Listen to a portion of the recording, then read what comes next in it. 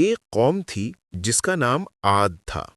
یہ لوگ اپنی طاقت اور قوت پر بہت گھمنڈ کرتے تھے۔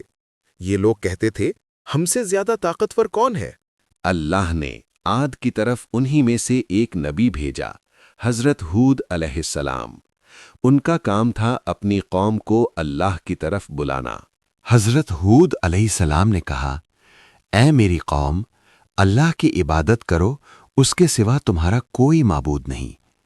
انہوں نے صاف کہا، میں تم سے اس بات کا کوئی بدلہ اجرت نہیں مانگتا۔ قوم عاد نے ہود علیہ السلام کی بات نہیں مانی۔ انہوں نے کہا، ہم تمہیں جھوٹا سمجھتے ہیں، اور انہوں نے ہود علیہ السلام کی بات کا مذاق اڑایا۔ حضرت ہود علیہ السلام نے قوم کو سمجھایا، اپنے رب سے مغفرت مانگو، پھر توبہ کرو۔ اللہ تم پر آسمان سے بارش بھیجے گا اور تمہاری قوت بڑھا دے گا۔ لیکن قوم اور ضدی ہو گئی۔ انہوں نے کہا، تم کوئی دلیل نہیں لائے، اور یہ بھی کہا، ہم اپنے معبود کو تمہاری بات سے نہیں چھوڑیں گے۔ پھر ایک دن قوم نے دیکھا، ایک بدل ان کی وادی کی طرف آ رہا ہے۔ وہ بولے، یہ بدل ہم پر بارش برسائے گا۔ لیکن سچ یہ تھا کہ وہ بارش نہیں تھی، وہ عذاب تھا۔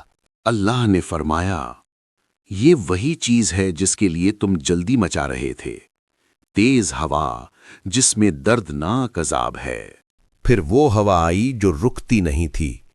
اللہ نے اس ہوا کو ان پر مسلسل 7 رات اور 8 دن تک چلا دیا، اور لوگ گر گر کر ایسے ہو گئے جیسے کھجور کے اکھڑے ہوئے تنے۔ جب اللہ کا حکم آیا، اللہ نے حضرت ہود علیہ السلام کو اور ان لوگوں کو بچا لیا جو ایمان لائے تھے۔ عذاب کے بعد ایسی حالت ہو گئی کہ صرف ان کے گھروں کے نشان بچے، باقی سب تباہ ہو گیا۔ پچھلی قوموں کا انجام ہمارے لیے ایک بڑی نشانی ہے۔ جو قوم اللہ کی بات کو جھٹلاتی ہے اور اپنی طاقت پر گھمنڈ کرتی ہے، آخر میں ان کا نام بھی مٹ جاتا ہے، صرف کھنڈر رہ جاتے ہیں اور عبرت رہ جاتی ہے۔ اس لیے تکبر چھوڑو، اللہ کی طرف پلٹ آؤ، کیونکہ بچنے کا راستہ صرف ہدایت ہے۔